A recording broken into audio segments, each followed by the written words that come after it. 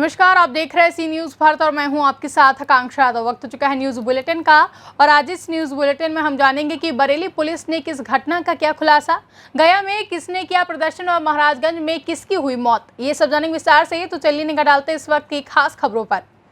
मामला बरेली के थाना शाही के ग्राम चकता के जंगले का है, जहां गन्ने के खेत में किशोरी की शव मिलने से सनसनी फैल गई है। मृतका के नाना ने अज्ञात में मुकदमा दर्ज कराया है। मौके पर शव को देखकर लग रहा था कि किशोरी के साथ दुष्कर्म कर हत्या की गई है, लेकिन जांच में मामला अलग ही निकला। असल में ये योजना बनाकर घटना को अंजाम दिया गया था। असल घटना में अभियुक्तों ने मामूली सी बात को लेकर आरोपियों ने बच्ची को मौत के घाट उतार दिया। मामला अन्य के खेत में मेड़ पर एक पेड़ अवैध तरीके से काटने को लेकर था, जिसको बच्ची 3 दिन से देख रही थी।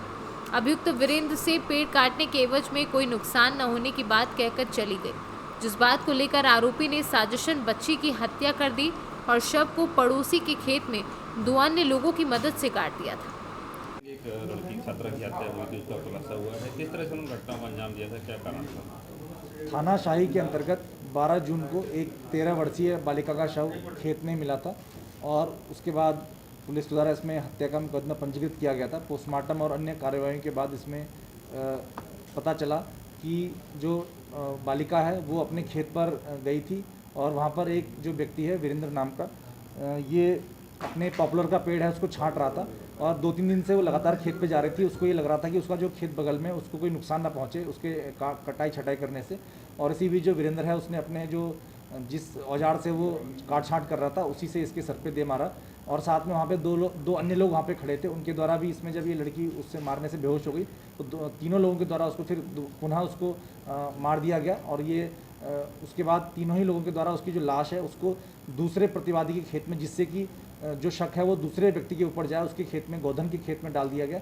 और उसके बाद जब पुलिस वहाँ पहुँची तो गांव के लोगों के द्वारा जो बालिका का शव है वो 12 तारीख को बरामद किया गया। इस पूरे प्रकरण में 3 लोगों को गिरफ्तार किया गया और इसमें जो आला कत्ल है उसको भी बरामद कर लिया गया और उनको तीनों को ही जेल भेजा जा रहा है। कारण क्या था? कारण बहुत छोटा सा था। कारण जब ये लड़की अपने खेत पे गई थी और खेत की जो मेड़ है उस पर एक पॉपुलर का पेड़ था जिसको ये व्यक्ति काट रहा था, तो उसको ये लगा कि कहीं पॉपुलर की पेड़ की कटाई छटाई करने से उसकी गन्ने की फसल को नुकसान ना हो, तो इसी बात को लेकर वो 2-3 दिन से लगातार वहाँ पे जा रही थी और इसी बीच का जो झगड़ा है वहाँ पे हुआ और इसने जो अपना औजार है उसके सर पे दे मारा। तो इसको लड़की को अर्धनग्न क्यों किया, क्या घटना को घुमाने के लिए? इनके द्वारा बताया गया, जो अन्य 2 लोग हैं उनके द्वारा बताया गया कि ऐसा लगे कि लड़की के साथ कुछ दुष्कर्म की वारदात हुई है। इस घटना को दूसरा मोड़ देने के लिए ये सारी इस तरह का जो है वो चीज़ें की गई थी। पकड़े गए आरोपी उनके रिश्तेदार हैं या आपस में? हाँ, पकड़े गए जो आरोपी हैं वो तीनों ही उसी जो लड़की है उसी के गाँव के रिश्तेदार हैं। बरेली से सी न्यूज़ संवाददाता विनय चौहान की रिपोर्ट। भाकपा माले के प्रतिनिधि मंडल से प्रखंड सचिव राम लखन प्रसाद, संजय मंडल, नवल किशोर पासवान, आरती देवी, चुनता देवी ने डोभी प्रखंड मुख्यालय का औचक निरीक्षण किया। निरीक्षण के दौरान पाया कि बीडीओ और कर्मचारी सभी गैर हाजिर पाए गए और जनता के द्वारा इन अफसरों को जानकारी के लिए एक दूसरे से व्याकुल नजर आए। प्रखंड सचिव से माले नेता राम लखन प्रसाद ने कहा कि नीतीश शासनकाल के अवसर बेलगाम है और जनता बेहाल है, जबकि छोटे कामों जैसे छात्रों के नामांकन संबंधी जाति, आवासीय आय प्रमाण पत्र, दाखिल खारिज जमीन नापी, कन्या विवाह योजना के आवेदन पत्र देने आदि कामों के लिए हफ्तों से प्रखंड के चक्कर लगा रहे हैं, लेकिन इनके कामों के निदान का दूर दूर तक नजर नहीं आता पाते हैं और यहाँ किसी को पूछने पर भी कोई किसी के बारे में पता तक नहीं बताया जाता है। आखिर ये डोही ब्लॉक को क्या होगा? यहाँ न सीओ बैठते हैं, न वीडियो साहब बैठते हैं, न कोई कर्मचारी बैठते हैं और जनता रोज परेशान है। कोई दाखिल खारिज के लिए परेशान है, कोई परवाना की ज़मीन गड़बड़ी उसके लिए परेशान है, कोई कन्या विवाह के लिए परेशान है, कोई आदमी डीलर जो है हमारे डोही ब्लॉक में डीलर हर गरीबों को जो अनाज दिया जा रहा है 4 किलो दिया जा रहा है, जबकि 5 किलो सरकार का घोषणा है। इसको कोई देख रेख करने वाला नहीं है। इसलिए हम सरकार से मांग करते हैं कि डोही ब्लॉक के तमाम पदाधिकारियों पर कार्रवाई किया जाए और इसकी जांच किया जाए, न्यायिक जांच किया जाए।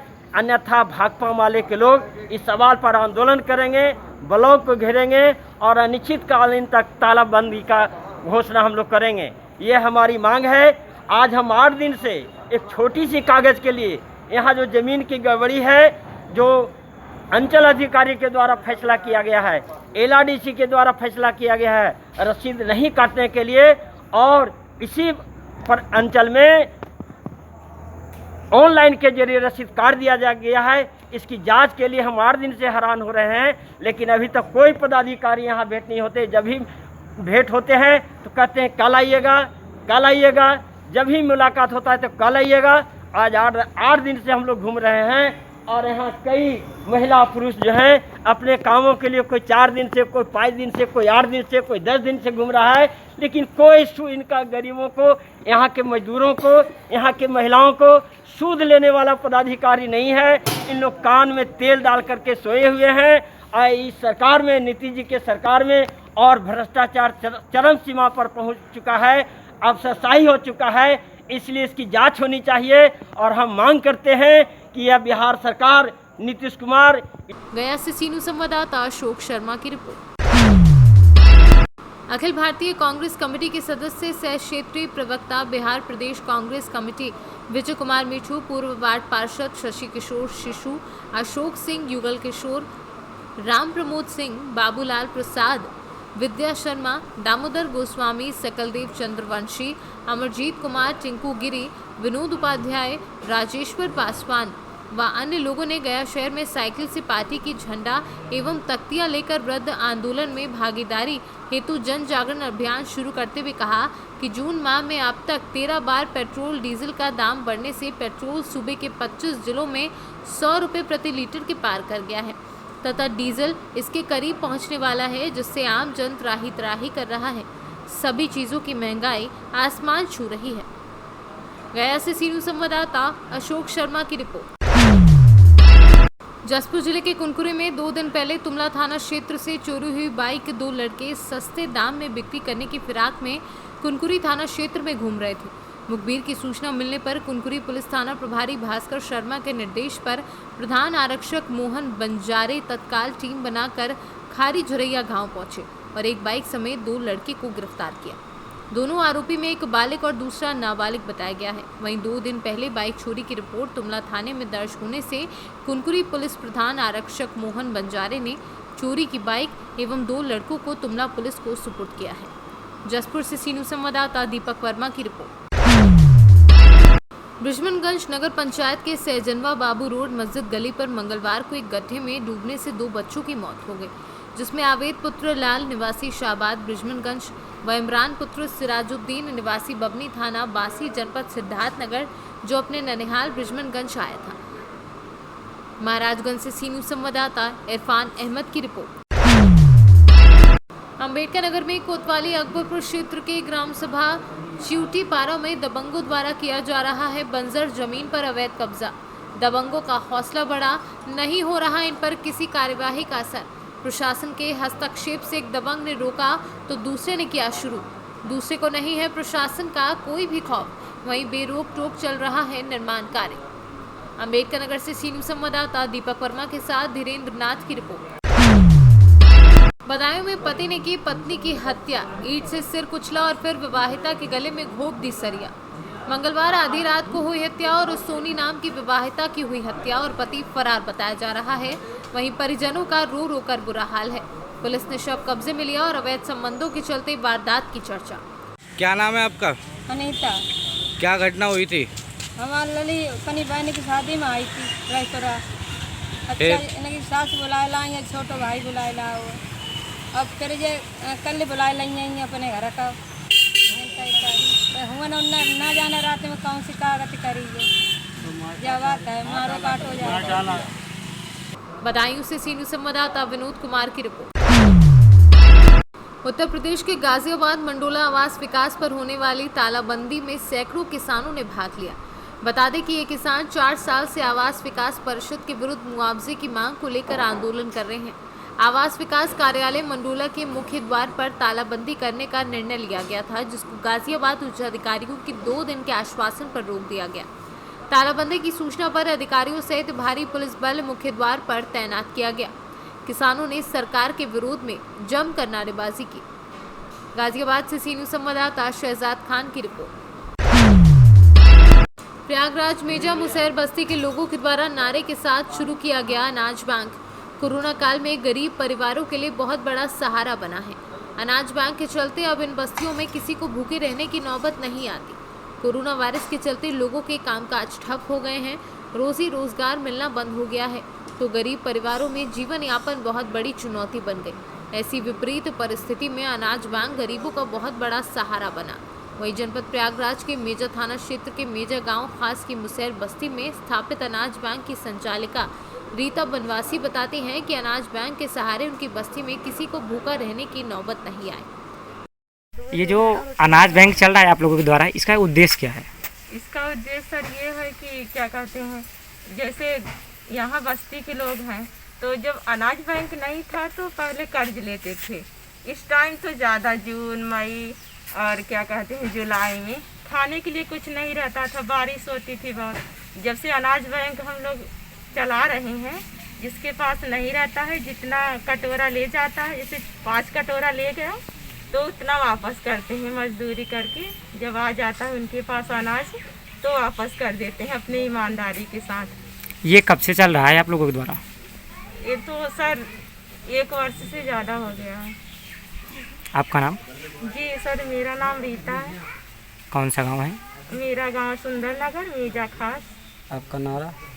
मेरा नारा है, ना कोई भूखा सोएगा, ना बच्चा भूख से रोएगा। प्रयागराज से सीनू संवाददाता राकेश पटेल की रिपोर्ट। शनिवार को रायबरेली के हरचंदपुर में चकबंदी के विरोध में ग्रामीण व पुलिस के बीच हुई झड़प मामले पर राजनीतिक दलों ने राजनीति शुरू कर दी है। मंगलवार को कांग्रेस प्रदेश अध्यक्ष अपने लाभ लश्कर के साथ गुनावर गांव पहुंचे और ग्रामीणों से बात कर प्रदेश सरकार पर जमकर तंज कसा। वहीं आज सपा का प्रतिनिधि मंडल भी ग्रामीणों के बीच पहुंच गया और उन्होंने भी प्रदेश सरकार की कानून व्यवस्था पर प्रहार किया। हम लोग आज रायबरेली के गुनौर गांव में, जहां भारतीय जनता पार्टी के गुंडों द्वारा पिछड़े दलित अल्पसंख्यक के जो गरीब लोग हैं उनकी ज़मीन जबरन कब्जा की जा रही है। वैसे अन्याय तो पूरे प्रदेश में हो रहा है, लेकिन आज इस गांव में आने के बाद पीड़ित महिलाओं से, पीड़ित लोगों से बात करने के बाद एक बात समझ में आ गई है कि इतना अन्याय, जो सरकार ये कहती कि जीरो टॉलरेंस पर काम कर रहे हैं, उन्हीं सरकार के लोग गरीबों की ज़मीन कब्जा कर रहे हैं, उनके घर गिरवा रहे हैं। पुलिस उनकी मदद करने के बावजूद उन्हीं पर FIR लिख रही है, उन्हीं को जेल भेज रही है। 150 से अधिक लोगों पर FIR लिखी गई, 5 लोग गिरफ्तार हुए हैं। गांव में सन्नाटा फैला हुआ है। हम तो इन गांव के लोगों को, महिलाओं को और लोगों को हम धन्यवाद देंगे कि इस आतंक के बाद भी वो अपनी लड़ाई लड़ रही हैं, और इनकी लड़ाई लड़ने के लिए माननीय अखिलेश यादव जी ने एक ये पूरा प्रतिनिधि मंडल भेजा है, और उन्होंने कहा है कि गांव के लोगों से कह देना कि परेशान न हो, उनकी लड़ाई समाजवादी पार्टी लड़ेगी।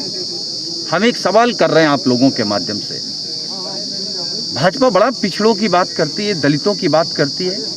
क्या आज इस घटना पर भारतीय जनता पार्टी और योगी सरकार में जो उप मुख्यमंत्री से लेके मंत्री जो हैं पिछड़े समाज के, दलित समाज के, या जो विधायक और सांसद हैं इनके बड़ी संख्या में पिछड़े समाज और दलित समाज के, क्या कोई भी इस अराजकता के खिलाफ बोल सकता है? कोई भी बोलने की स्थिति में नहीं है। मान लीजिए माहौल यहाँ ऐसा है कि आज़ादी से पहले का हो, कि किसी की राजाशाही चली कि आप किसी की भी ज़मीन कब्जा कर लें। ये अन्याय हो रहा है, इस अन्याय की लड़ाई समाजवादी पार्टी लड़ेगी, ये प्रतिनिधि मंडल लड़ेगा। किसी की भी ज़मीन हम लोग नहीं छीनने देंगे, और जो पुलिस और अधिकारी इनकी मदद कर रहे हैं, हम लोग इनकी भी सूची बना रहे हैं। जिनकी जिम्मेदारी सुरक्षा देने की थी, वो आज गुंडों की तरफ से उनकी पैरवी कर रहे हैं। हम इनकी भी सूची बना रहे हैं और इन गुंडों की भी सूची बना रहे हैं।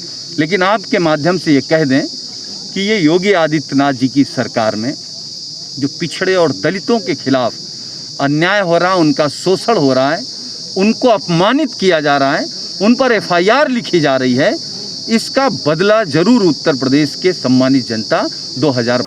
रायबरेली से सीनू संवाददाता कमाल अहमद की रिपोर्ट। फिलहाल के लिए न्यूज़ बुलेटिन में बस इतना ही। देश और दुनिया की तमाम बड़ी खबरों के लिए बने रहे सी न्यूज़ भारत के साथ। हर खबर आपके साथ, आपके हाथ।